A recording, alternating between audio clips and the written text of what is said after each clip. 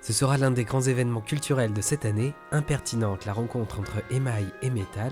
Jusqu'au mois de novembre, des expositions, animations ou ateliers autour de cet art du feu sont organisés à Limoges, Bellac, Rochechouart, Solignac ou Saint-Thirier. On a créé un événement qui va valoriser ce savoir-faire sous différents aspects, tant sur le côté patrimoine historique, mais aussi artistique, artisanal, design, art contemporain, touristique, enfin, même sur le thème des enfants, la thématique des enfants est abordée.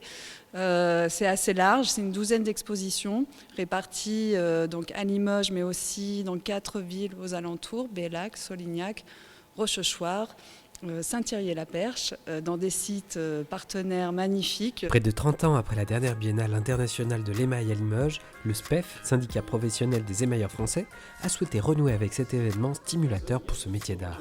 La dernière biennale internationale d'émail a eu lieu en 1994. L'idée était d'un petit peu se rendre compte où on en était sur la connaissance, sur la reconnaissance de l'art de l'émaillage sur métal, qui est un des piliers des arts du feu, très attaché bien sûr à l'histoire de la ville de Limoges.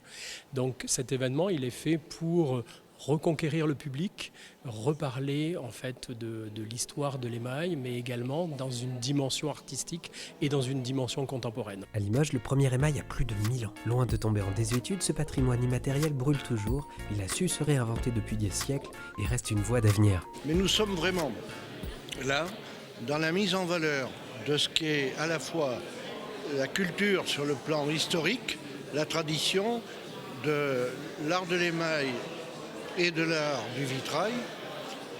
La porcelaine viendra plus tard. Et je tenais à ce que les créateurs modernes qui aujourd'hui ont repris le flambeau puissent être à la fois reconnus et à la fois soutenus. Voilà. Donc je suis très heureux de cette organisation.